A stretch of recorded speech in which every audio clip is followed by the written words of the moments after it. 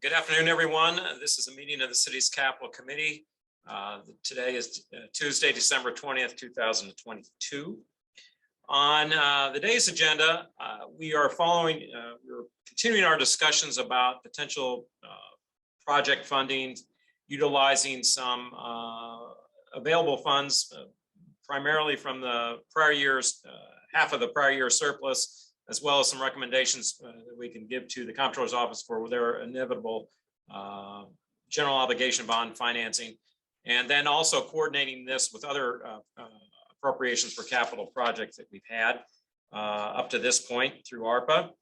And then, if you recall from the last meeting, we had a number of items we wanted to follow up on, and a lot of material has been circulated around, but I was going to pull up on my screen some of those items so we can, if we need to talk about them, we can. Let me pull these up here just a second.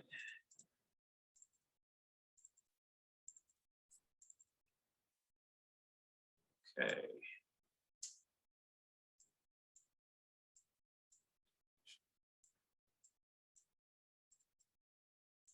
Share screen.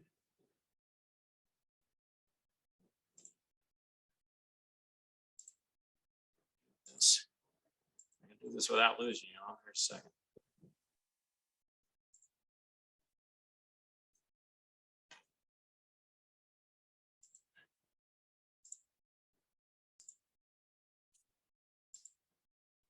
Let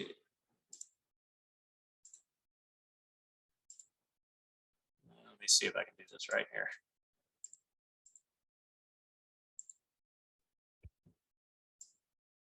What do you see on screen? You currently see the recreation center stuff on screen? Yes. You got it? Okay. I believe, Noel, I believe you had asked this question.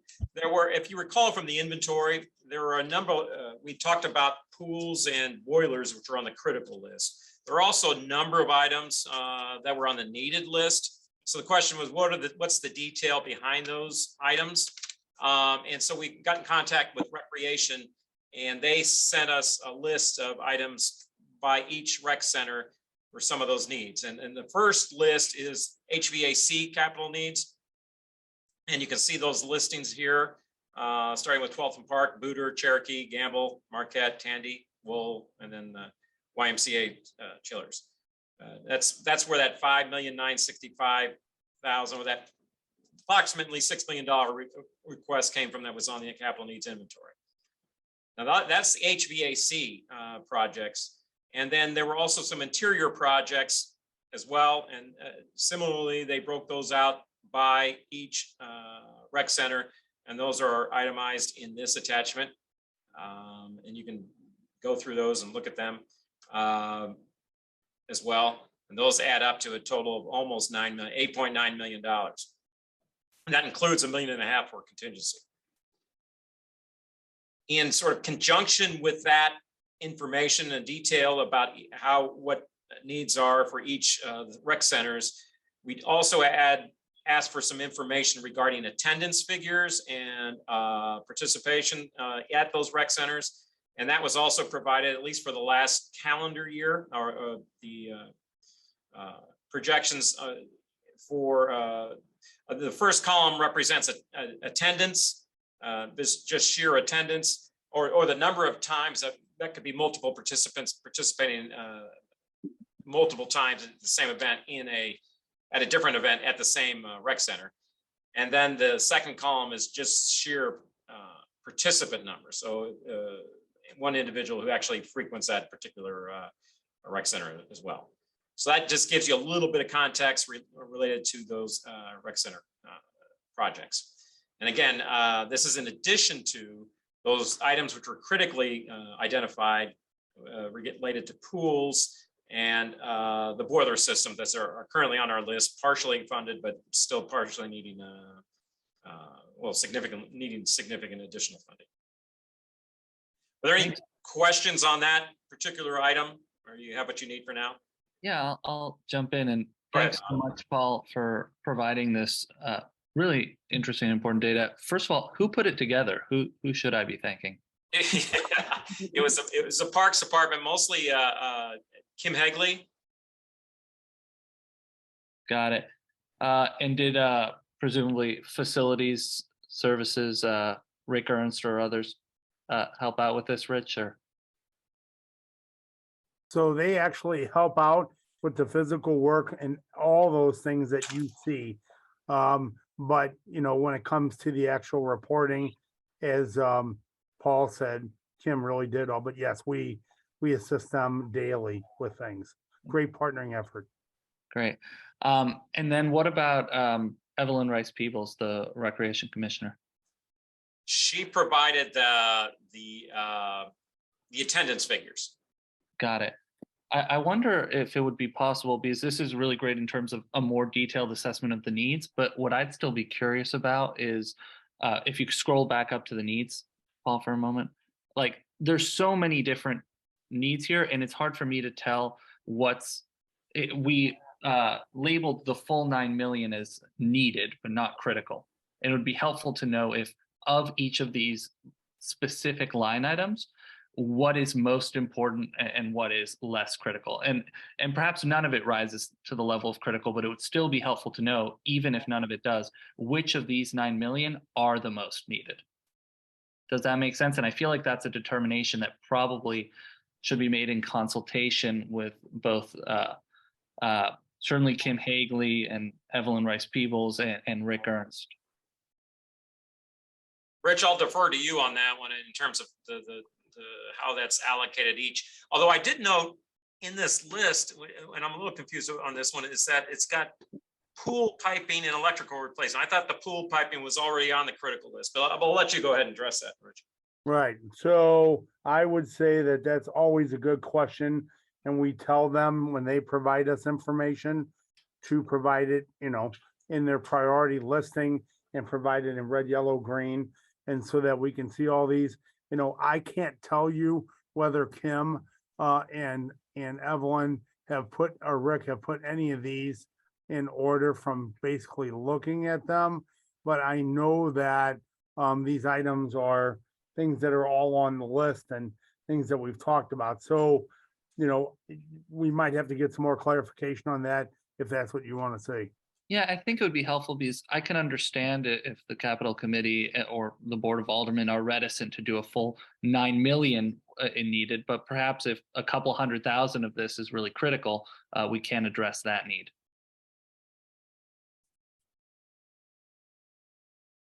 I think we can look at it and see if there's something on there. Like, for instance, I had that question about the pool piping, because I know, for instance, if a certain pool cannot be operation, that's critical. And that's why I know we got a big number on the critical list for pools. So I'm a little curious about what that is. Is that over and above, or is that some portion of which has already been listed as critical? But yeah, what we gonna. And kind of along a similar line, one of the reasons why I was so interested in this is because the Recreation Division did reach out to CDA, because we have a small pot of money for some recreation improvements, and flagged that the electrical systems in the Recreational Division needed work, and that sometimes if you're turning off computers or turning on computers and microwaves, you have to turn on one or turn off the other, or that there are some issues with the electrical panels and the wiring there. So I know that may be more critical, but maybe not. And I think ultimately it would just be great to have this list broken out into or prioritized a little bit. Okay, well, we can get that in. We'll ask them that. I see a couple of hands. Alderwoman Boyd, you joined us. I see your hand raised. Yes, these are our recreation centers or recreation and community centers. These are rec centers. So we have community centers also.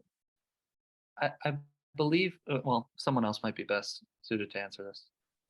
I have what I think is the answer. I think that they're typically all called recreational centers, but I know that some folks, including I think Commissioner Rice Peebles, prefers to think of them as community centers. And then the two that are a little bit different are the YMCAs, right? You know, Fallon and Carondelet, which were built with public money, but are administered by private entities. And those function also as recreation or community centers. So we have another building that's under the Rex and Parks and Rec Center, and that's not on here. And when I did talk to Evan Rice people, because I was looking at bringing cameras into our buildings due to the issue that happened at St. Louis Public School, I'm just trying to figure out why that community center wasn't on there and that building is being utilized. What's the name of the building? Which building is that? It's the building on Union. Is that the West End? That's Yeah, the West End Community Center. And when I talked to Evan Rice Peoples, because I was trying to find out how many buildings we need to look at putting cameras in. And I said, well, what do we do with that building? Because it's listed as a city building. She said, our responsibility is to use the upkeep of the building. So I'm just trying to figure out where would that fit in this dynamic? Yeah. So that's probably a really good question for Greg Hayes to address. What I will tell you is, you are correct. It is a city-owned building, and it has been leased through the Demetrius Johnson Foundation to utilize it for his programs there. But to talk about all the specific agreement of who maintains what, that would be a Greg Hayes question. Okay, all right. And I have talked to Greg about that previously, Rich. And like I said, and I did talk to Evelyn Rice Peoples because I was trying to get figures on how many cameras will be needed for these buildings. And so I do know, I want to say the Gamble Center, the Police Foundation put cameras at that building. But I just think it's what's going on in our city as a whole in regards to crime and for the safety of the children and the staff. You know, I was looking at putting dollars to put cameras up at all those sites, because it's, you know, we don't want another issue to happen. So that's why I was asking, and I asked Evelyn Rice Peoples, and she said our responsibility is, as Rich said, it's a city building. And so she said our responsibility is the electric, the heat, the gas, those things, that's what we're responsible for, the upkeep of that building. So that's why I was asking that question. Thank you. Thank you, Noel, for answering the best that you could. Yeah, Nancy, you also had your hand up? So I was going to follow in what Rich Bradley said, that the West End Rec Center is in a different situation than the ones that are listed. And there is also some concern as to how many children and people are actually accessing that site. We've done visits there. We've done a little bit of a pop-up visit and everything. And right now it's on hold since Mr. Johnson has taken ill, but it's a city-owned building, but the number of repairs and things that are needed in that building are astronomical in compared to the other recreation centers. So he has at least for a year, and we can get you a copy of that document, Alderwoman Boyd, for you to take a look at. But that center, I believe, if you saw the numbers that we just showed, we don't have good numbers from that location as to how many people are actually utilizing that center and what they're utilizing it for at this point. It's not, the numbers aren't, it's not staffed by city employees. So it makes it difficult for us to say how many people are using that and what they're using it for. Whereas Right, it's staffed by volunteers. It's not, it's no staff over there, it's volunteers. Right. And if I'm not mistaken, he did send some numbers in. So if you could send me that information, I would appreciate it, Nancy. Sure. And I'll thank send you you, what Liz. we have. Okay. Okay. And what I was also going to say is if it makes sense and you would like to hear from, I actually think Joaquina is the person that put most of the numbers together for recreation and centers at the direction of Ms. Peebles, but Rice. But you could have Greg come, but a lot of what they're looking for is kind of prioritized in the laundry list that Paul showed earlier. There was an interest by people in doing some work on like the fences you'll see. May not all be in exactly the prioritized area, but we've looked at putting newer fences up around the parks that are less threatening, around the pools that are less threatening than the ones that are currently there, and some of the other things. But we were also looking at this based on whose services are used the most. And like I said at the last meeting, we're trying to figure out more ways to figure out how we utilize them. Like 12th and Park has new basketball court floors. So it's more used right now because there's a lot of basketball that takes place there. Booter has second highest, but it's not someplace that we've had the kind of attendance we would like to have. Cherokee doesn't have a lot of attendance really. People may have come, and Gamble was shut down for a while because of police and gang activity there, and that has been cleaned up. But unfortunately, Tandy and Wall are two that we would like to see used more, but there are a lot of people that use those facilities on more than one occasion, but they're on the list to have more, I think, repairs done because they are more utilized on a regular basis and they have more antiquated facilities than some of the other locations. So, but we are trying to do more information about who uses them for what before we make humongous changes to the list of things that we need to have done so that we're actually putting the resources where they need to go.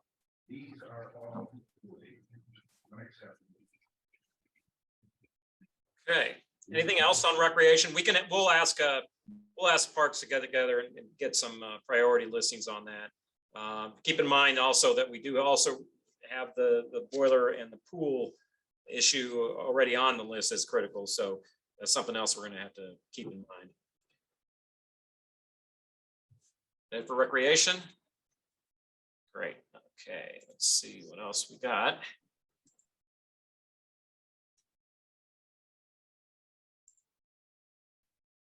We also had an outstanding request for, tell you what, let's talk about fleet. It was a big item on there. If you recall, we talked about our fleet needs. And one of the questions I had for Chris, and I know Christina, you'd asked for this as well, is could we see a listing of the entire fleet to give us context when we start talking about which ones we want to replace? And so what you also have in your packets today, and I'm going to be pulling it up here, is a summary of the vehicle, the current status of our citywide fleet and what is identified as critical to replace. There also is some items that we've already gotten funded, if not actually replaced at this time. And Chris Amos has put together both a summary collectively by department, collectively by department and vehicle type, and then for each department listing out, if you go through this document, each department's vehicle individually listed, and it will have the expected life, of the vehicle, the year, the model year, whether that based on that expected life, it's over or under its model year or its useful life, the cost of replacement, and then what the cost would be to replace those which are deemed critical. There are also, just for FYI purposes, including identified those items which are already have been funded. So with that, I'm going to turn it over to, I guess, Chris, if you want to lead the committee through what your exhibits tell you. All right, thank you, Paul. Can you hear me okay? Yes. Good. Well, the request that I submitted that you had in the packet originally, we looked at last week, basically we have program area requests for battery and electric vehicles, recharging infrastructure, which has to, of course, be put out there before we implement the electric vehicle plan. And so that's 2,400,000 for the infrastructure and 350,000 for the vehicle incremental cost, which for all those vehicles that were in that study, which you had a copy of that sent to you, that will actually pay for itself over time. But initially, we have to have enough money to buy them, and then the savings will come in operations from fuel and maintenance. We have expended all of the VW Trust grant money that we got a couple of years ago. It took 3 years to get that money. And so what we have in the city now was as a result of a grant. There are no current grants. So either we need to fund all or part of that, or basically the electric vehicle program is stalled from this point forward until there is funding available. The refuse side loader trucks, 2,200,000, that actually comes out of a separate fee. It's part of the capital review process, but it doesn't have to come out of the 41 million you're talking about today. And then I have given a prioritized list of there are 23, almost $24 million worth of total critical vehicles on the list that you're looking at today.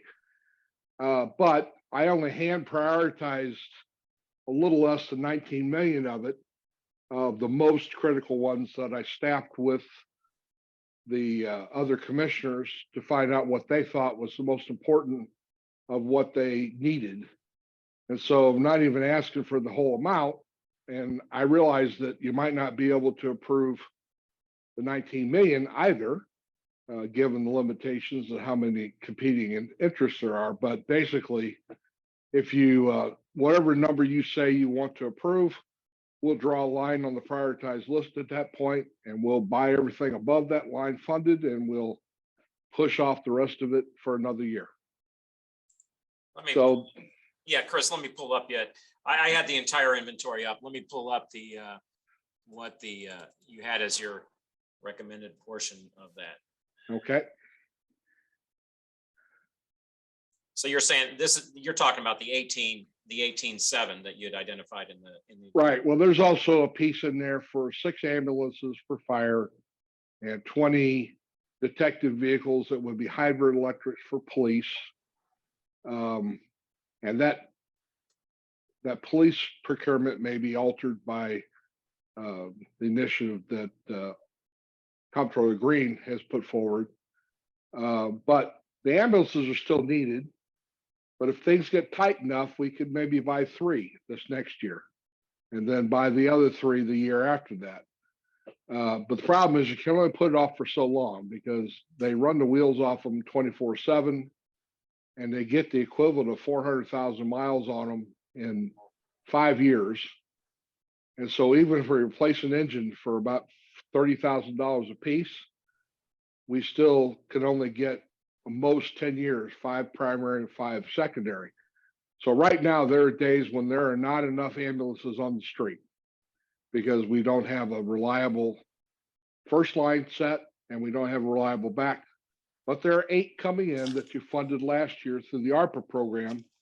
And when those get here, and 2 of them are coming in a couple months, and the other 6 will be another 18 months before they get here. Hey, When Chris. those yes, sir. Yeah, I gotta jump in real quick. Because what I pulled up was the summary of the critical vehicles separate from police and fire. So right now you're talking specifically category, the fire category related to ambulances, right? Yes, sir. Yes, Okay, sir. well, let me get back to that point because I want to make sure I'm following what you're talking. I'm sorry. That's all right.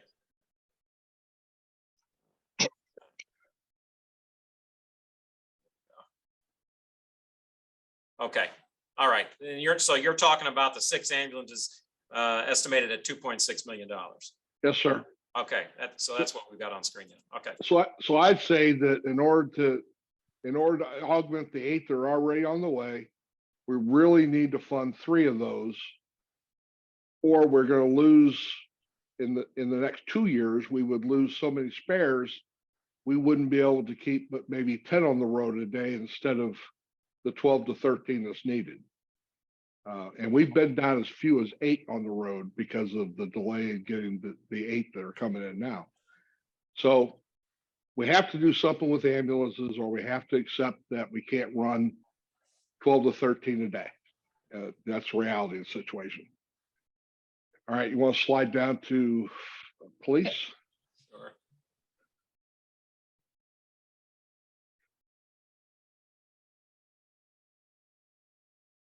Okay, we were able to fund half of the request through ARPA money, which took care of almost all of the scout vehicles, the marked Tahoes that I would call patrol vehicles, but the police department calls them scout vehicles. And so a lot of what was left that needed to be done was the sedan replacements, which would have to be done with a pursuit rated SUV, unless the policy changes in the police department that says they don't have to be pursuit related. So they are considering non-pursuit related vehicles. I know that Nancy got a position paper on that she distributed, and I read it. And so it might not be that expensive if we don't buy hybrids and we don't buy pursuit rated hybrids, but we still need to buy some detective cars. Okay. And Yeah, Chris, yeah, and just for everyone's information, within their packet today, and I've got that also posted, was the current, because that was one of our follow-up items from last week's meeting.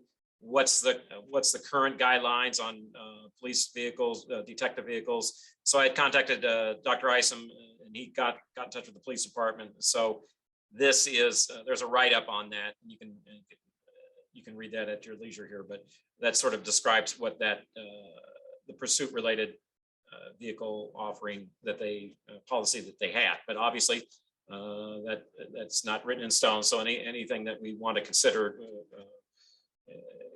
in terms of funding purposes, that we'll have to look at that. And I think as Chris just mentioned, Nancy has more information on that. Okay, go ahead, Chris. Sorry. all right, now I'm ready to hit the 18 million list, which was the last thing on my list. All right. So again, 29 million is needed in the critical category based upon the age of the vehicles, our ability to keep them running, and the mission that they're accomplishing. And so I hand prioritize the top 18, and that's what's represented by the summary that you see before you. And all these vehicles are on the vehicle by vehicle list that you received for the meeting today, as well as the summary sheets. So for instance, if you wanted to see how many trades vans 220 Parks needs, what unit numbers those are, and how old they are, then you could look at the vehicle listing of it, or you could just ask me and I'll tell you.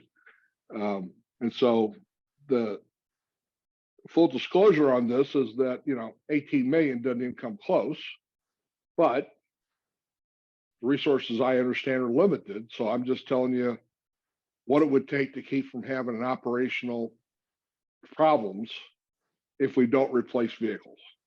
And I put them in priority order so that the most critical are first. And if we don't draw the line someplace middle or close to this 18 million, then there are actually going to be some operational impacts because the departments can't run many of their operations without reliable vehicles to do so. That's all I had to say. Be happy to answer questions. Yeah, Chris, I have a real quick one. You mentioned priority order. The list I'm looking from the need is in department order. So is there a separate, is that 18 million divvied up separately somewhere else on that detail? Yeah, the spreadsheet that I sent you. Okay, this spreadsheet has them that way. Yeah, the spreadsheet that I sent with that summary Okay, is the one that has the normal priority list 1 through 400 or whatever it is, that has the per unit information, and it is ranked top to bottom. And so whenever the committee decides how much they want to fund, I can draw the line. I can provide you the full list of what's funded, what's not funded. Okay. So, but that $18 million list that you had, that's the first, if I go to that sheet, which I'll send out to the committee, it'll be the same vehicles. It'll just be prioritized. Is that correct? That's correct. That Okay. 18 million is part of what you see on these reports. It is only 18 of the 29 million. And those are the ones I hand prioritized because I wanted to make the vehicles that were most important above the funding line wherever that gets drawn. And that was not just my opinion, but also the opinion of the commissioners who operate these vehicles. All right. All right, I see a couple hands. Nancy? Sorry, I have two things. One is just so people don't worry as much in the meantime, in the interim, while we have, we're trying to get more ambulances. We have a contract with Abbott to make sure that we have coverage in the city. So I don't want people to think that there aren't ambulances in the city while we're waiting for these to come. Secondly, Chris, there was an order.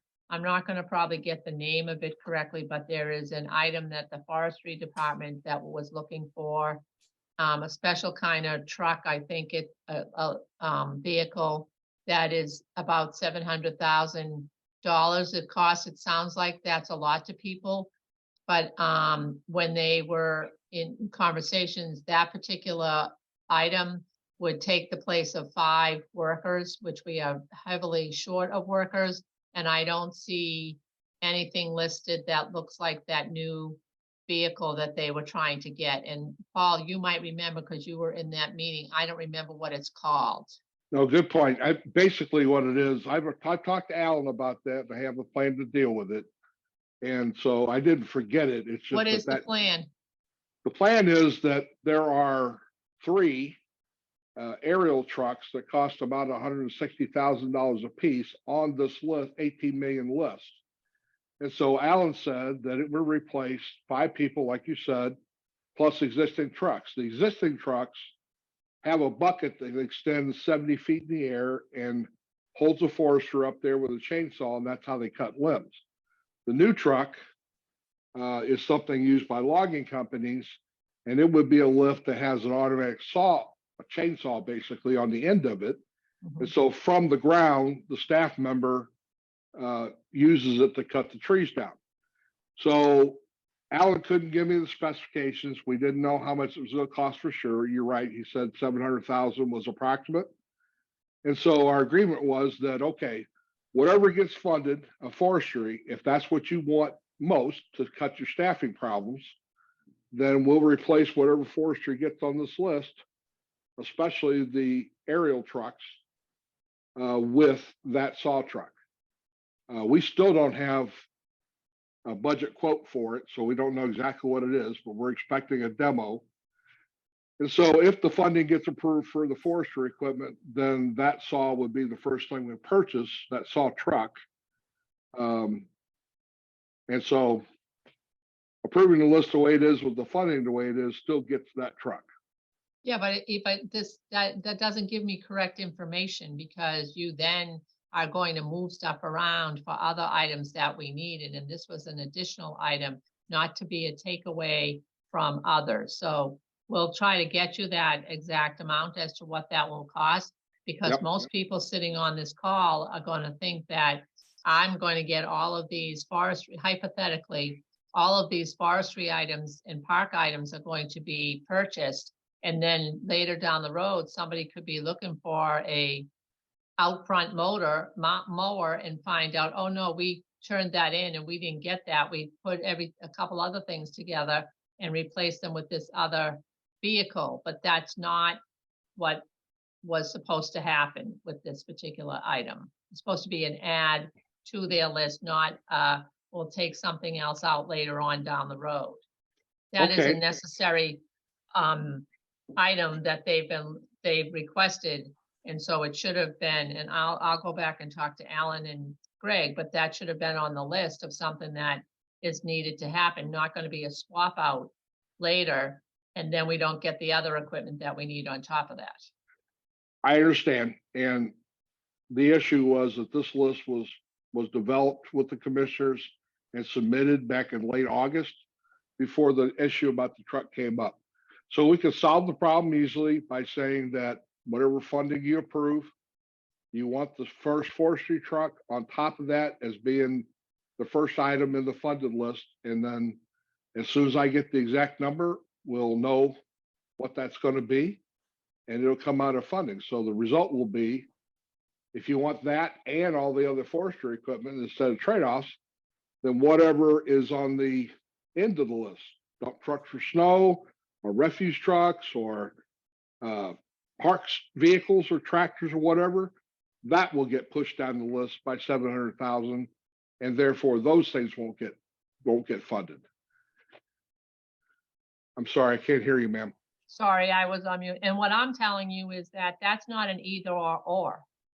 This was an addition to the other items. I realize it came afterwards, but it came after a number and series of meetings with the department and the administration about things that needed to change. It didn't mean other things should be taken off and replace it. So I will have to go back and have the conversation, but at no way are we looking to have any of the items that you just listed put on a back burner, because as you said at the beginning, Chris, all of these items are necessary in order to run the operations of the city. Absolutely. And it's problematic. There are other things that we're looking at that maybe should be looked at differently, but at this particular time, all of the items that we're asking for are traditionally many times pushed down the list, and it's problematic for us in order to get the services to the residents in a way that makes sense. So I will speak with the commissioner and then we will come back with you on this and get the correct information. But at no time was the position of the operations and the administration that this would mean other items would come off the list, because they're all needed. They've been needed for many years. So Okay. thank you for your time. There's one other item like that that's on this list, and that is the issue of the 18 small street department snowplow vehicles. If we want to do that neighborhood plowing, then those are also not on this list. The big ones are on this list. The 18 for the streets are in Board Bill 120, we hope. Oh, If Board great. Bill 120 was to get passed, that I believe has the monies in it for the line item, covers some of that street having smaller vehicles that can go down residential streets. Terrific. I was not informed there were any vehicles in any bill. Well, that bill just got passed and we left it open. We're not putting exact type of trucks because it takes a long time to get passed. And then we have a problem where you can't get as many trucks as you think with a certain amount of money, because that certain amount of money is higher and we have to follow ARPA the way that the board bill is passed. So Okay, there is well- money in that there is a line item for plowing residential streets in Board Bill 120. Perfect. Well, I will certainly add the forestry truck to the itemized list. Where do you want it in the priority? You want it up front where it's guaranteed to get funded, or do you want it down where the current tree trucks are on the list and No, may we or may not wanted get it, we funded? want it up front, but I will come back to the group after I talk to the commissioner to make sure that he knows what we're trying to do too, since Well, I think he's that was clear what on he it. was supposed to do. Okay. Yes, ma'am. Hey, Rich, I see your hands up. Yeah, so I want to go to the topic of police vehicles for a minute. I know there is an outstanding request, a program from the comptroller, and I just want to ask Chris to give us, the committee, some details on what we currently have and make sure everybody is clear on this. So, Chris, I'm going to ask you a series of questions, and I'd like you just to answer them. So, obviously, if we're going to buy 100 police vehicles to go in neighborhoods, they're going to be marked vehicles. Is that a correct statement?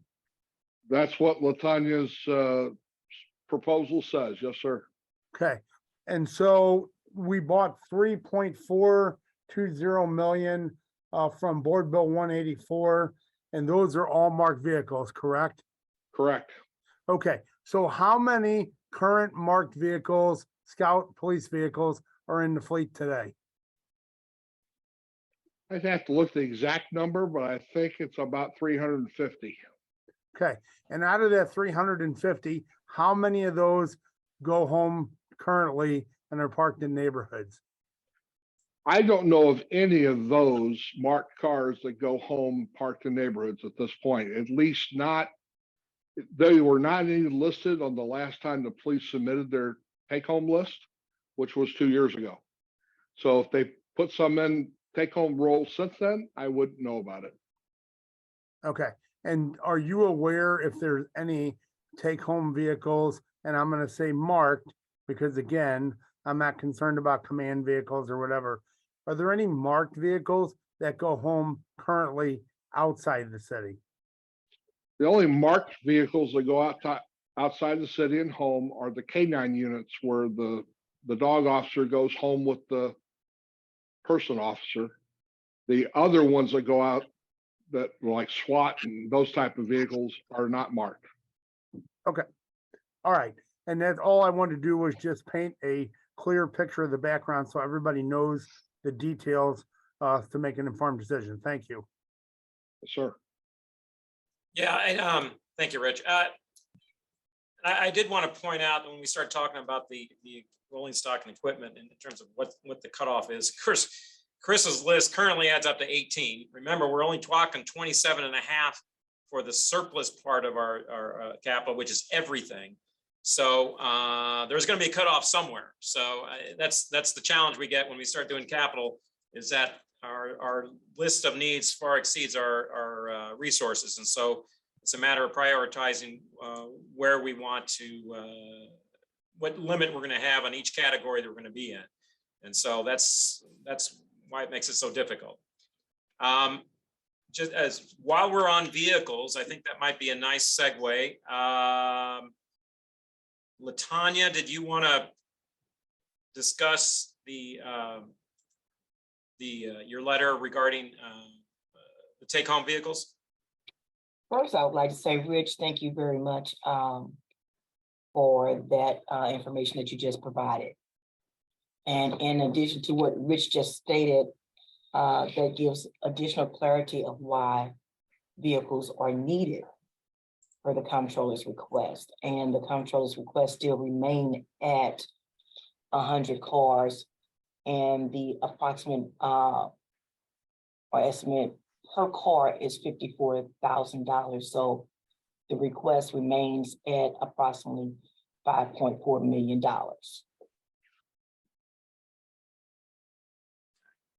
Any questions on that? Yes. Yeah. How, we have this letter that says that there are going to be 100 cars. What are we doing with these cars?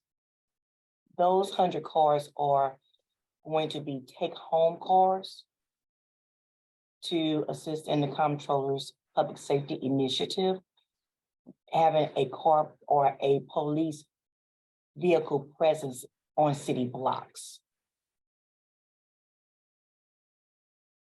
So trying to think how some of this is comes into the bargaining of the collective bargaining agreement with the police officers. And one of the questions I would have is, how are you is the personnel department going to set up and the police department together going to work out the rules and regulations as to how these cars are going to be, if there's an agreement to take cars home and utilize that, or like, how is that going to happen? And Nancy, I don't have the answer for that question Okay. at this time. I'll talk to the comptroller. That's fine. Nancy, Alderwoman Boyd, yeah, you have your hand up. Nancy, I did talk to the comptroller in regards to that, and her and I are in agreement to amend the resolution to go with that pay bill. But it will be years of service on the job. It wouldn't be for no new recruits that will come in. That's not what we're trying to do. But we are adamant that they have to live in the city to take those cars home. And so it's the concept of cops on the block. That's the comptroller's concept about that. Mhm. I hope I answered. Thanks, Pam. You're welcome, sweetie. And so there is a city vehicle policy that is out there, which I'm sure everybody's aware of. And it generally applies to city fleet vehicles as well as fire vehicles. Chris, does that policy in any way talk about the operation and use of take-home police vehicles? It doesn't specifically cover police vehicles. What it says about take-home vehicles, it is the determination of the appointing authority, so the director and the commissioner of police, to determine how many vehicles go home, of what types, and where they're allowed to go, as far as the E&A policy is concerned. And beyond that, it's generally reviewed by the mayor's office, which has been delegated in the past to the director of operations to confirm those selections by the appointing authority. That has happened periodically since the policy was put into place in 2002. But the last time that policy was updated was in 2010. And so if there's any operational changes that require changes to the policy, then we need to put together a new draft and put that before E&A to make official. Thank you. All right, any other questions about this one in particular? All right, I think that's the end of our homework that we had from the last time in terms of following up on some of the requests you had. Seems like we need to get a little bit more detail on the recreation centers, get some prioritization on those projects. I did also want to talk about, and Nancy, you brought up Board Bill 120. Let me see if I can bring that up. I got it here. Because there is on our capital needs inventory, there's some overlap between the two, and I want to make sure that where we go in terms of any recommendations on our list doesn't get double counted or is already accounted for in Board Bill 120. So I don't know if you wanted to identify, or should I just, Rich, did you want to talk about some of these Board of Public Service projects? Yes, I'll start at the top of the list and then I can hand it off to probably Nancy after the BPS subtotal 55 million. So Board Bill 120, the idea is there was an infrastructure board bill utilizing ARPA funds, and to a few of the items in here build on some projects that were previously approved in Board Bill 184 and the original ARPA funding through capital.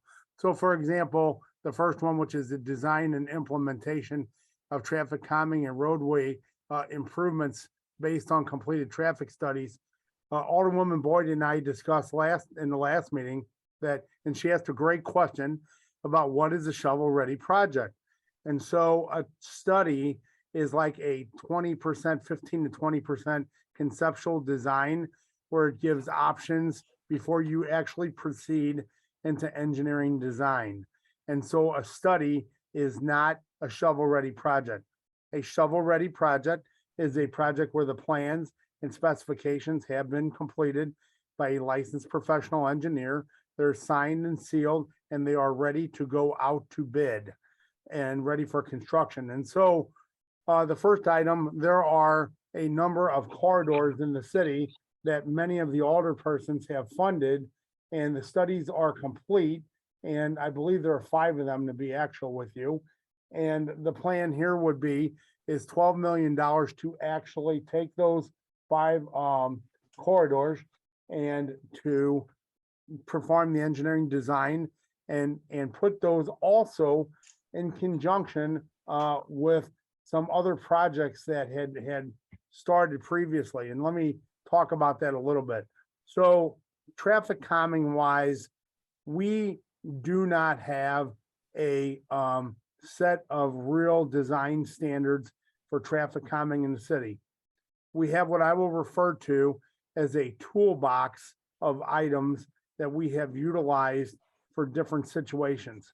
So the problem that that creates is that as you pass on a corridor from one area to another, one ward to another, sometimes you see different features, which actually is relatively confusing to pedestrians and drivers, and sometimes can lead to accidents and other things of that nature. So part of that first project, as well as part of the second project, is to develop an actual set of standards whereby we have common traffic calming standards across the city that you always see when you're driving. There may be a couple variations of it, but it won't change from ward to ward simply because, you know, we did it as an a la carte project. So the second project was additional funding to address ADA and traffic calming improvements with 5 corridors identified in Board Bill 184. So in the Streets Committee, I had a conversation with them about this. And so this funding through this ordinance was approved in May of last year. The street department was supposed to pave these 5 corridors because their milling and paving equipment was at a vendor until early September. There was no paving work that was done over the summer. We were waiting to do that work.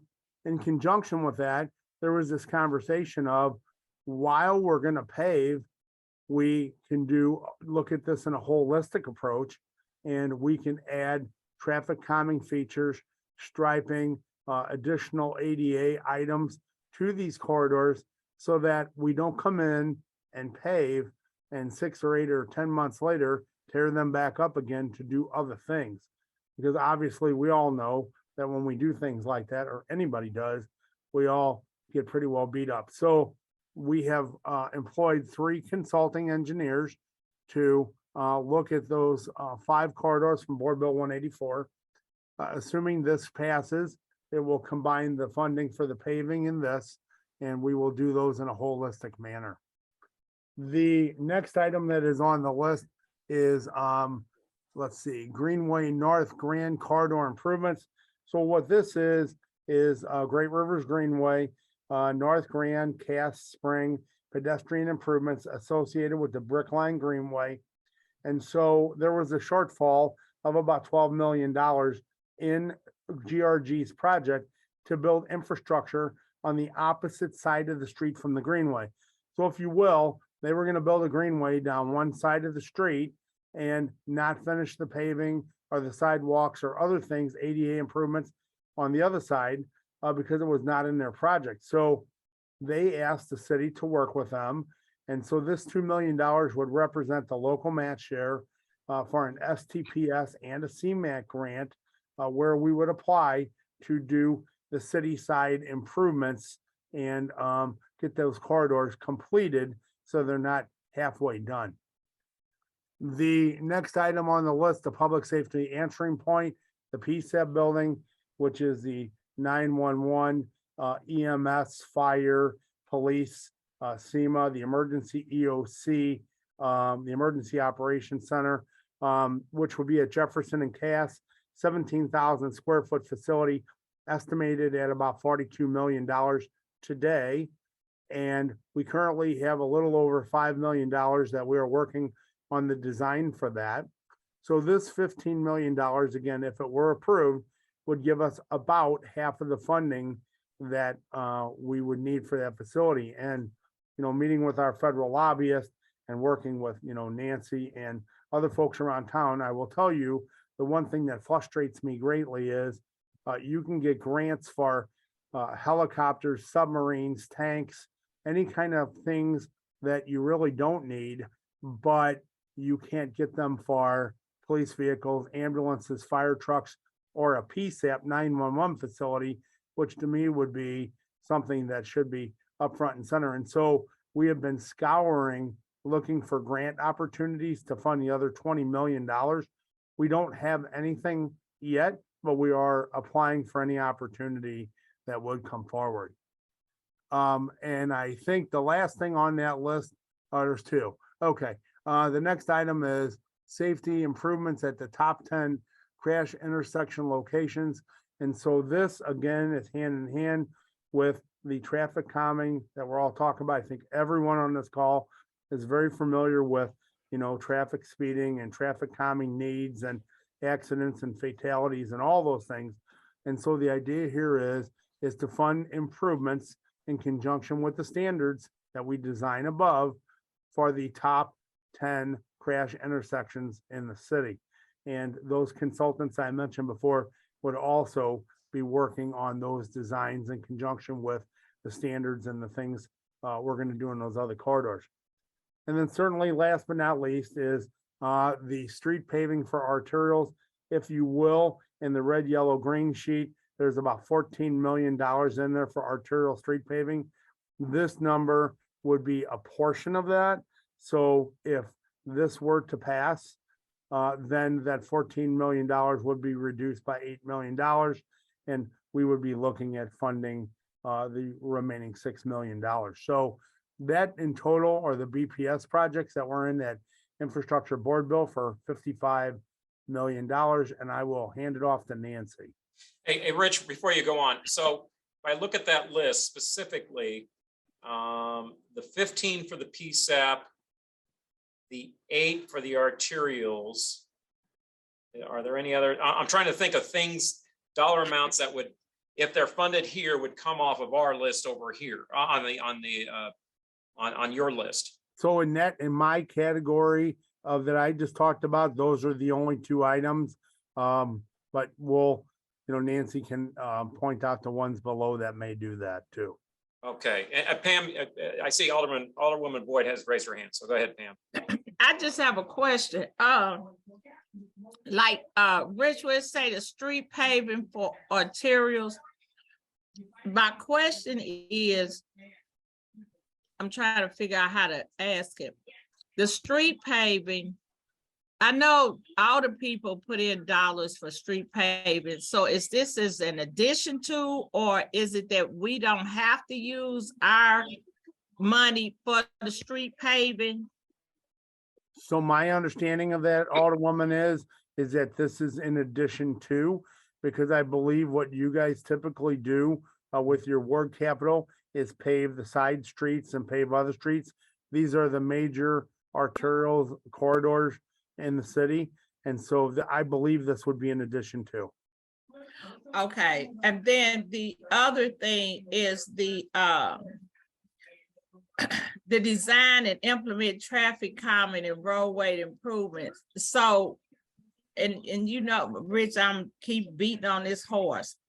So if somebody has a project and you said shovel ready, they already did a traffic study, correct?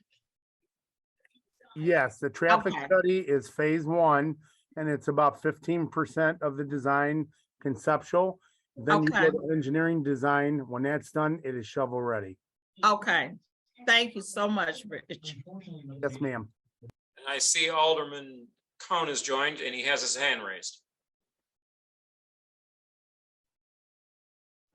Thank you, Paul. I just want to kind of piggyback off of what my colleague from the 27th ward was just talking about. Rich, when you say the main arterials, what exactly which arterials are those? Is that Grand? Because like Grand runs north and south, and is it like a certain part of Grand, or? So like, I can read you the definitions from Board Bill 184 and from the floor substitute of the 5 corridors. 1 is Union Enright to Florissant. 2 is Grand Holly Hills to Hall. 3 Kings Highway Gravois to Florissant. 4 Jefferson Chippewa to Shoto. And 5 Goodfellow Delmar to McLaren or Halls Ferry, whichever you described it as. Those are okay, the and I see. Oh, sorry. You're right. So if I recall correctly, what I'm looking at, it's about $8 million for the paving of arterial streets. Do we know for sure that that's what that's going to end up costing? Like, was that an estimate that was provided from the streets department, or where did that 8 million number come from? Because I know just a few years ago, when I repaved Grand from, I think it was, Chippewa to Delore, I had to do it in 2 different sections because it was about $400,000 just for, my ward. So I broke it out into 2 to do, 200,000 on the north end, 200,000 on the south end. I mean, that was probably 5 or 6 years ago now, and it needs repaving already, but it just seems like a low number if we're doing these major arterials. So those numbers were provided to us from the street department, the street commissioner and the street director. And I would just ask you to keep in mind, I agree with you. And asphalt, as gasoline has skyrocketed, and as asphalt is a petroleum product, asphalt is about $91 a ton right now. So those numbers were put together about a year and 2 or 3 months ago. So, an estimate is exactly what it is. It's a snapshot of what the cost is at that time. But the one thing that you got to kind of remember is when the street department paves for us, all we pay for in capital is the material because the labor is included. And that's why we always do that. Now, that paving is a simple mill and overlay. It is not a reconstruction by any stretch of the imagination. It is not curbs. It is not anything. And so that's why that item in Board Bill 120 is critical. Those items are critical to do those corridors properly. So that also kind of leads me to my next comment, which I posted in the chat, but I just wanted to make sure that everyone's on the same page here. So Board Bill 120, Rich, can you just confirm where that is legislatively? Can I confirm that? I cannot. Well, so last I checked, it's still sitting in the HUD committee. So that and part of the reason I'm bringing that up is there's a lot that can happen in committee, right? All of these things can change through amendments in committee. So for planning purposes for the capital committee, I'm a little concerned, frustrated, apprehensive of voting on anything based off of what might be contained in a board bill that hasn't even passed out of committee.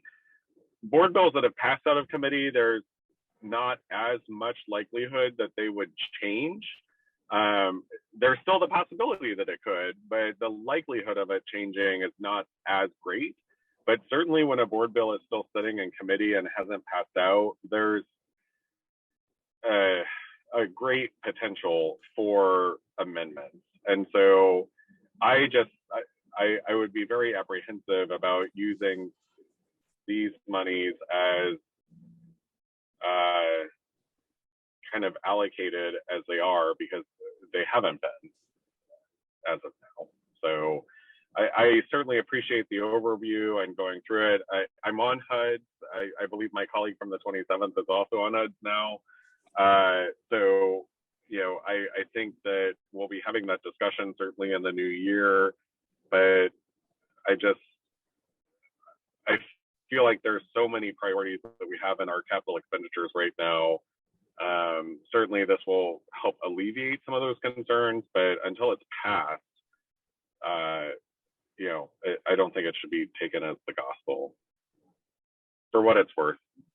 No, thank you, Alderman Cohn. Yeah, that was sort of my purpose in bringing this up, only simply because I wanted to make sure that we're aware of what's out there and being proposed, so that we're in one way or another, we don't end up double counting something. And with that known caveat that we don't have a final bill yet passed with regard to Board Bill 120, I did want to get a sense of what it is that's being proposed, so that we know when we're considering the subsequent capital appropriation, what is possible and what, because it's about trying to fit priorities in, as and we had that earlier discussion about vehicles, talking about $18 million. Well, our whole pot is only 27 and a half in terms of the strictly capital. So yeah, I just want to make sure everyone's aware of that. So yeah, no, that is a point well taken. Gotcha. Okay, thank you. I appreciate that, Paul. And thank you, Rich, for the answers as well. And I see Noel has his hand raised. Thanks, Paul, and thanks for that important clarification, Alderman Cohn. Just continuing to kind of look through Board Bill 120 and the capital needs inventory to assess overlap. A couple questions for you, Rich. We've talked about how the 8 million in arterial street paving and the $15 million for the PSAP, those are both in the capital needs inventory. The funding for designing and implementing traffic calming and roadway improvements, does that include the $2 million in the capital needs inventory for signal timing? It does not. It does not. Okay. And then similarly, I know we passed $2 million for ADA transition plan implementation. Know that that ultimately cost tens of millions of dollars, but wondering if that covers line item number 10 in the capital needs inventory for ADA transition plan implementation. It does not, and I'll expound on that one a little bit. So the ADA transition plan highlighted specific areas around the city where ADA improvements were needed. And these corridors were not included in the top priority for that. But again, as I mentioned, if we were going to go in and pave those streets and do any kind of other work there, it's incumbent on us to do it all at the same time. Now, Alderman Cohen's point is spot on, that if it doesn't get approved from the Board of Aldermen, then we will simply go back to the Board Bill 184, paving of those streets, simple mill and pave, and that's what will happen there. But yeah, the ADA transition plan is not, that 2 million in there is not included in any of these items. Got it. Thank you. And last one, similar type question. There is line item number 4 in the capital needs inventory is about traffic management enhancement, phase 5, Clarabelle, Euclid, Walton, Taylor, Newstead, Pendleton, and Sarah. And similarly, line item, I think it's 26 is Louisiana street calming. Are either of those two, could either of those two be funded under the $14.5 million allocated to address ADA and traffic calming improvements? No. Because of the 5 corridors. Right, the 5 corridors identified in Board Bill 184 that I just went over, right. All right, thanks. And then Yes, sir. one other question, a little bit bigger picture. What is the data regarding fatalities, regarding traffic flow that we look at as we try to assess where these dollars can have the most impact? So I would say that, you know, and I am not a traffic engineer per se, and that's why we've employed them. But obviously what we're going to look at is pedestrian and vehicular fatalities. And I think, again, everyone on this call has read about those type of things. And so they're going to be looking at major, the major intersections around the city with all the data reported from the police department and the street department in conjunction with the traffic engineering firms to determine what are the best candidates for that. And we do know what those are. I don't have them in front of me at the moment, but we can tell you pretty quickly what the top 10 or 15 or 20 intersections are. There is data on that that is kept. Great, thank you. Last final thought. I know that last time we passed, I think it was Board Bill 184, which has been referenced. That included both ARPA and capital funding. And I wonder if something that might both give us a tiny bit more time and the aldermen a tiny bit more time is if this committee were to recommend, say, it's 100 million in top priority needs, the alderman could then take that 100 million and allow it to inform a committee sub or an updated board bill that appropriated both these ARPA funds and the $27 million capital surplus. But that's just really something I thought for the alderman to let us know if that makes sense at all, but also for this committee to think about what its recommendation is. Well, yeah, if it were this committee, then we'd be starting pretty much from scratch, because I wouldn't want to take Board Bill 120 as it exists and then sort of take it as a fait accompli and then say, hey, in addition, we put something else. But right. Yeah, one of the things that jumped out at me, we have been trying to map things, particularly it's helpful when you're talking about capital projects, where these things are occurring. So we have the ability to put that on a map. And I know on our capital needs inventory, we can do that. I'm not so sure how much of specificity we have with locations on some of these other items, but if you get those, Rich, eventually we'd have to, assuming Board Bill 120 goes as it is there, we could put that information on, because this is capital stuff. So we'd have to, I would like to be able to assess where all these things are, and so we could have it in one big map, if you will. Not a problem. Okay, Nancy. I may actually be able to speak to this one since it's at CDA. And Go right ahead. Go right ahead. Thanks, Nancy. So the Digital Equity Fund is something that has grown out of, first of all, the Community Foundation and Ernst & Young did a really robust analysis of the digital divide in the St. Louis region, finding that there are 3 essential barriers to accessing the internet. The first being coverage, actual broadband and Wi-Fi coverage. The second being affordability, where there is coverage, but it's not affordable, or also devices being unaffordable. And so computers, tablets, phones, etc.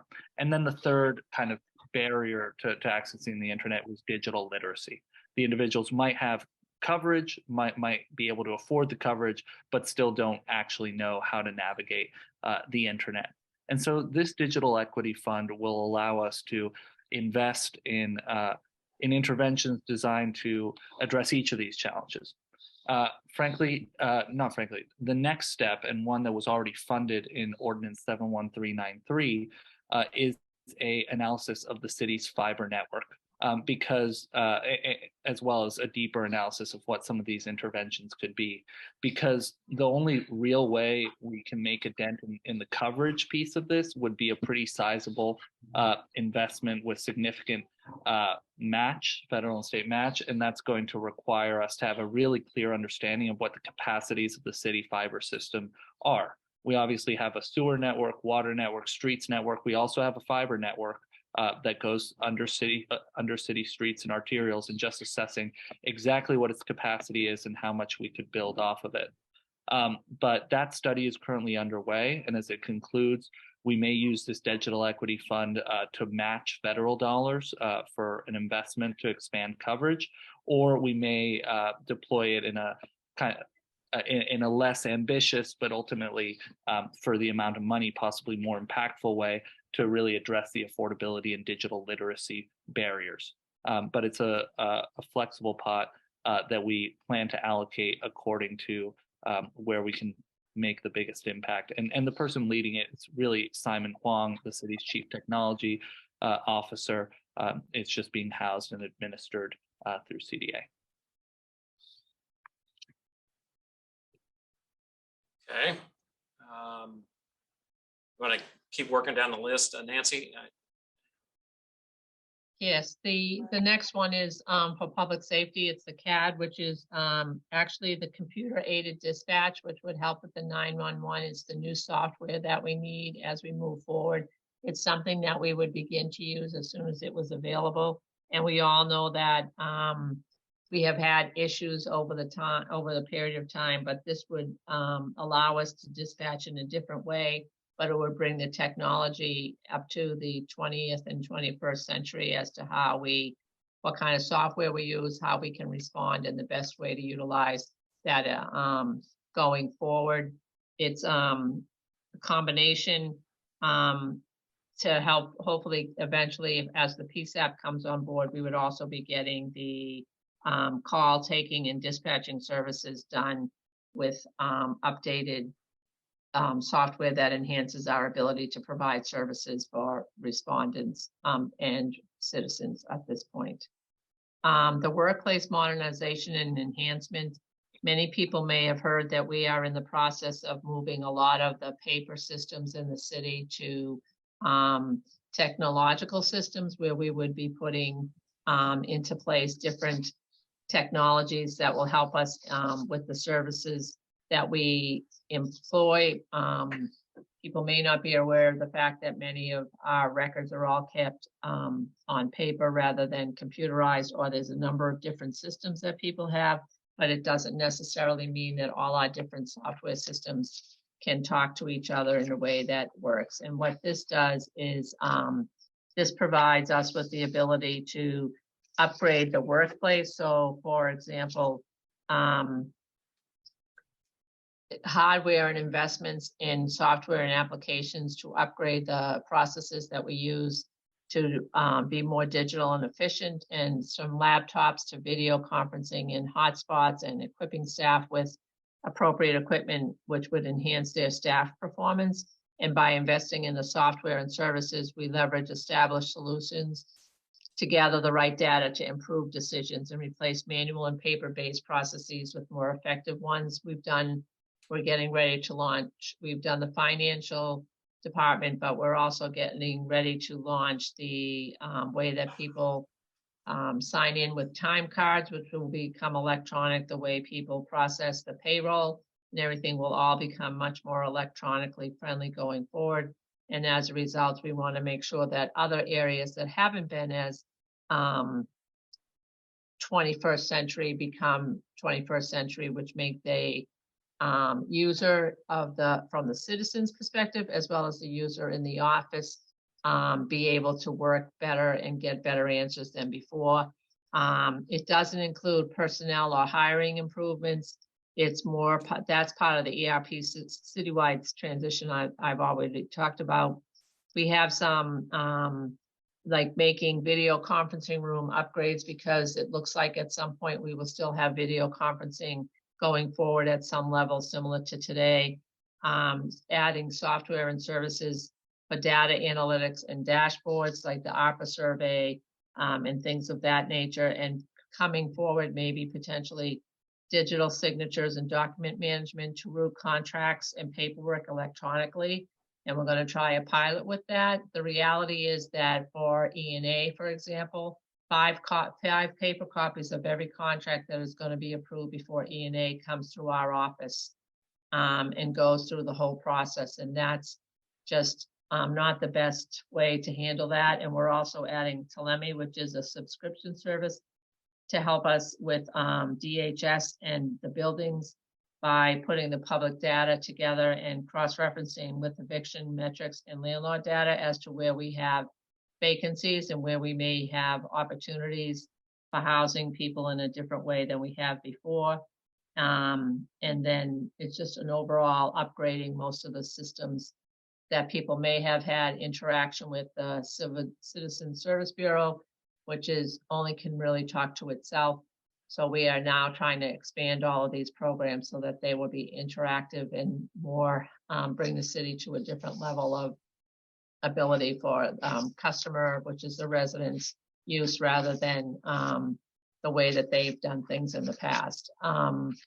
The Parks Recreation is for improvements in Hyde Park that we think that are necessary to bring that up. And I think it's potentially putting some type of more children-oriented equipment and things in that park going forward so that there's more for people to do. Mobility and transportation master plan is to look at the traffic calming. I think that's what we call it, because it's not just traffic calming, it's looking at all forms of mobility and transportation in order to figure out what's the best route to have, like should there be bikes here? What kind of sidewalks do we have? Do we have the right crosswalks and things of that nature? So it's not just about calming traffic, it's all these things that add into it that make this a more mobile friendly city and more safe city for pedestrians and whatever kind of mobility that you're using.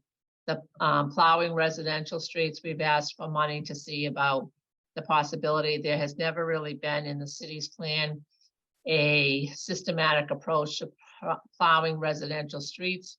Different alder people have sometimes paid for it themselves out of monies that they had or monies that they raised. Many of the trucks that we use for plowing are too large to go down residential streets without causing huge problems to people's cars that are parked on the sides of the street. So this is an opportunity for us to get some more trucks that would be more amenable to being able to go down side streets and plow them as well if we were to get a large storm. The So Nancy, refuse, go ahead. I was gonna ask you. So that one in particular is for trucks? I think it will also include people because we'd have to have people.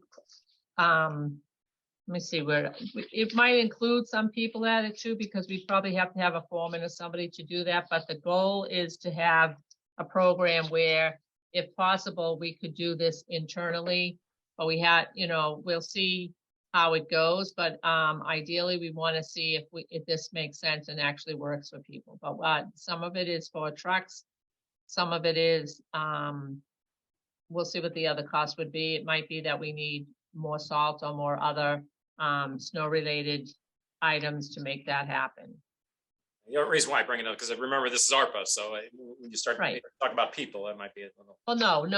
It's not a staffing thing as much. Okay. It's more like right now, our guys drive the humongous trucks. You can't put those down a lot of the side streets.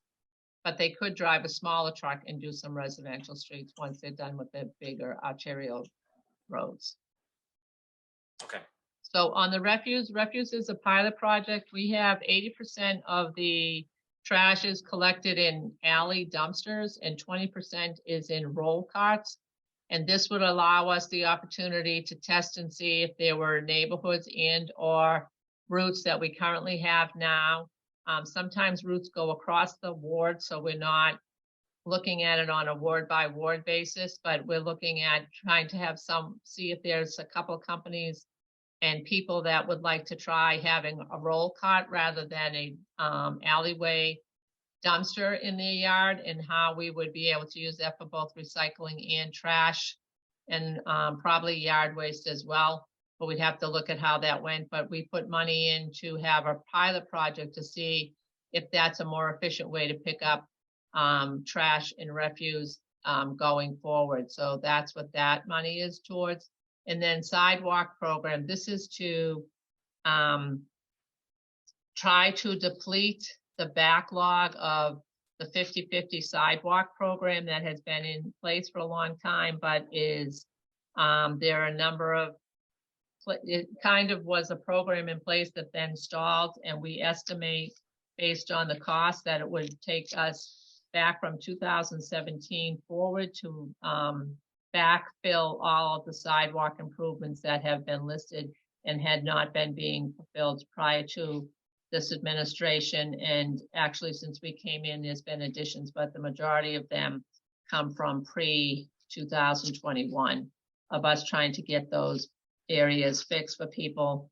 Some people had given money towards getting that done. Most people had not, but they had submitted to have their sidewalks repaired, and that work has not been done. We now have a staff person who runs that section of the streets department, and he's looking at the amount of 50/50 sidewalks that are in place, and they estimate based on the cost of those that that's what it would cost to fix those sidewalks.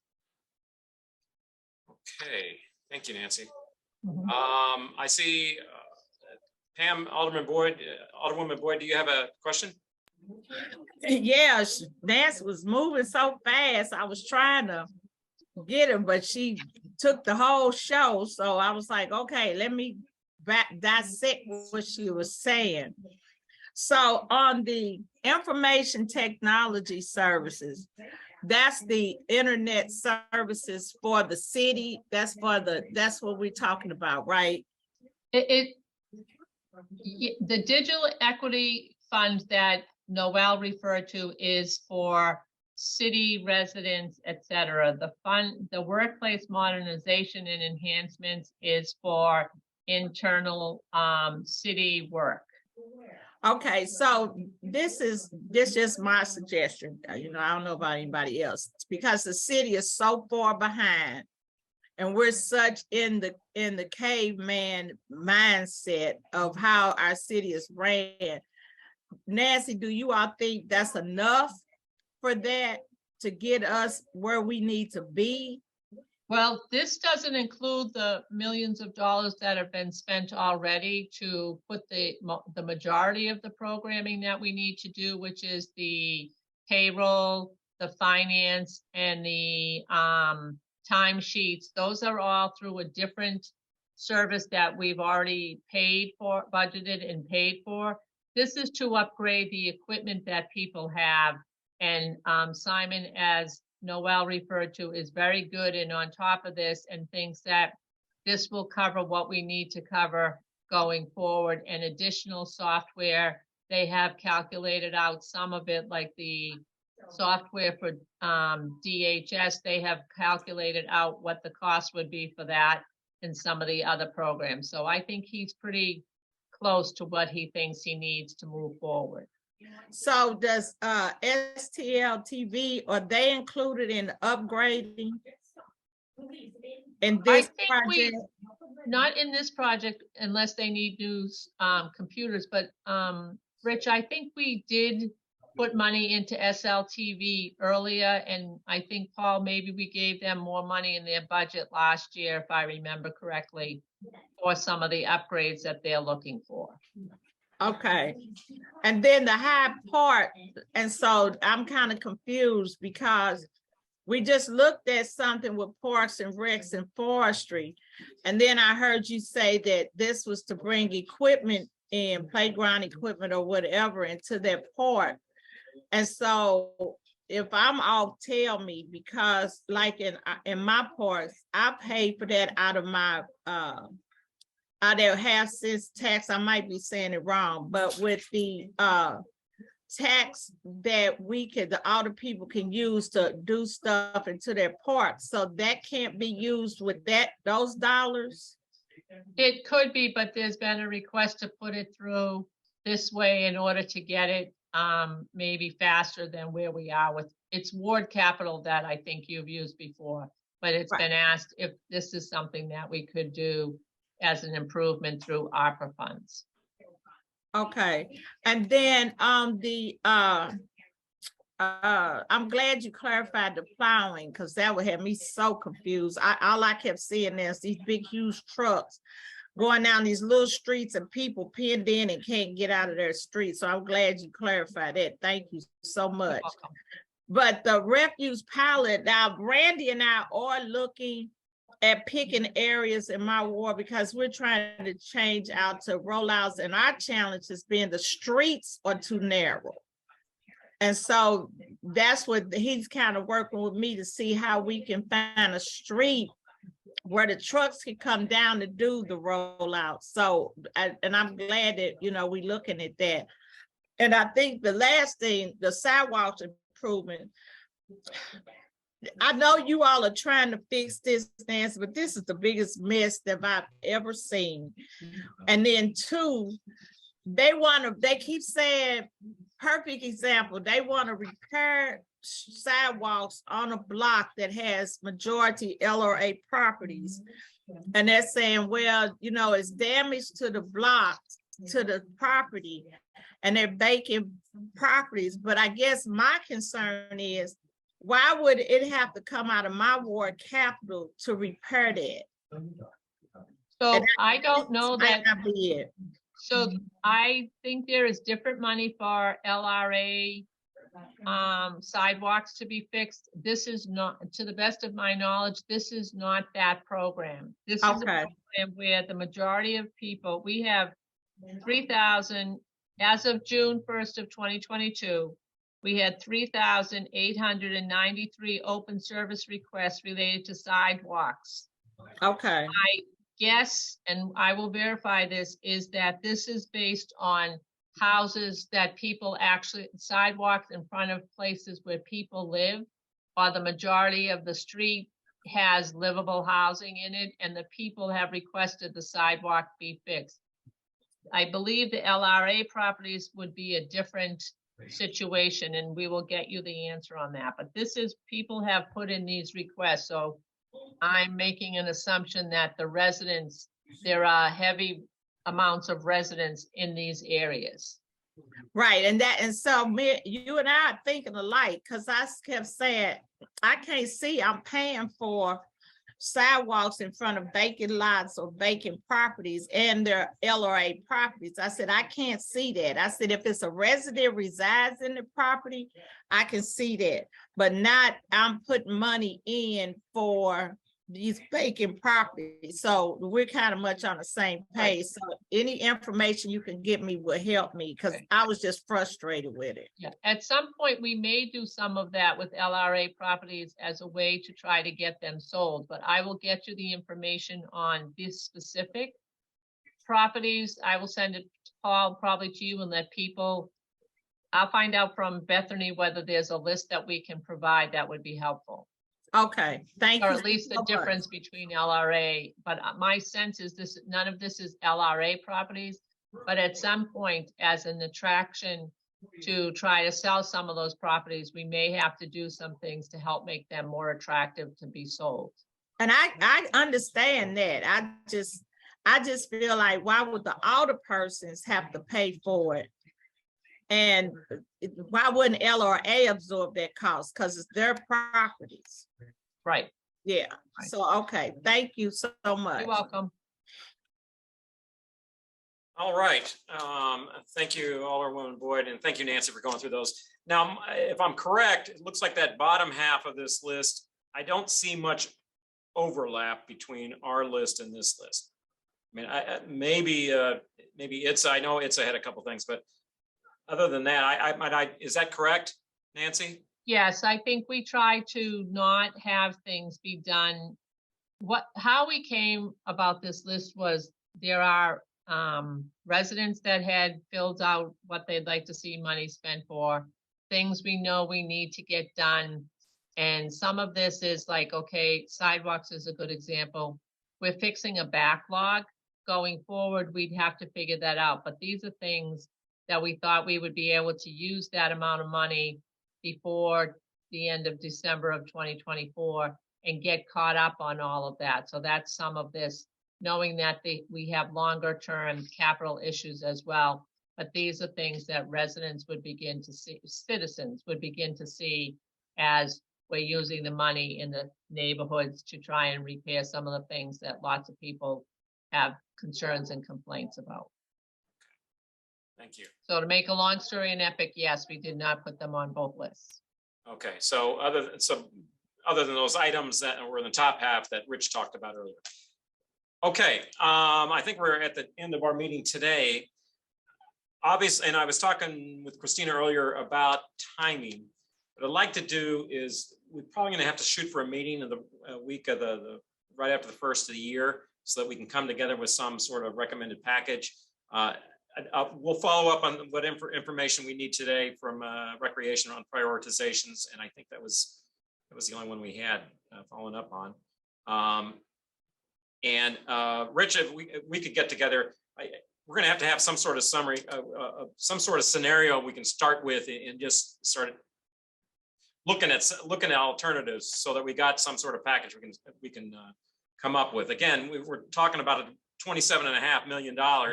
And on the surplus side, and then whatever recommendations we're going to have for Latanya on the GO side, but the bill itself would be the 27.5 bill. So if we can, just keep in mind, we probably reach out to you to get a meeting scheduled for that first week in January, so we can go over some potential scenarios. That would be great. And in the meantime, put on your thinking caps, because we got a lot of stuff out here that we need to fit into a rather smallish pot. Is there anything else that anyone else has today?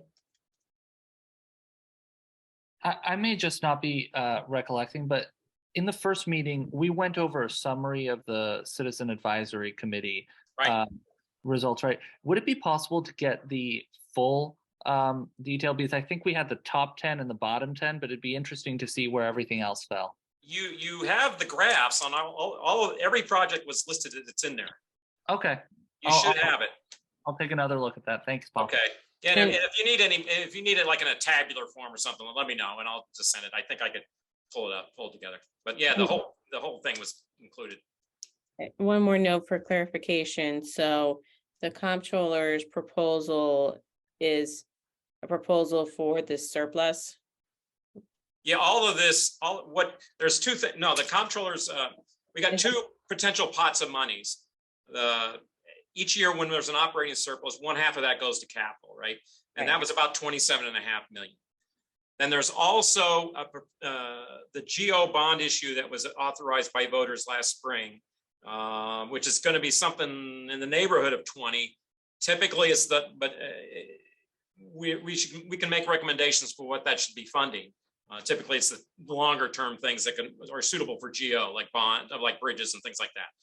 That we can make a recommendation, but that's not going to be in the form of this bill. The bill itself would be the 27.5, keeping in mind that we know that we're going to be getting some funding from the GO. Does that make sense, Christina? Or I lose you? Yeah, but I'm just I'm trying to understand that the proposal put forth by the comptroller's office. Oh, for cars? That's a separate, yeah, that's just another item to consider for funding in whatever list we come up with. in the surplus, for the Yes. surplus. Yes. Okay. Yeah, I don't think that would be a GO thing, no. And that's not ranked within everything you guys presented. Yeah, that would be, yeah, that wasn't in that original list, no. Okay. Okay, thank you. Yeah, no, it's gonna be a big juggling act, I think, and you're gonna find that when we get to that, trying to get something balanced. All right, is there anything else? Thank you all. And have a happy holiday, and we'll see you after the new year. Hopefully get it off to a good start. Thanks. Happy Happy holiday to everybody. Merry Christmas. Holidays.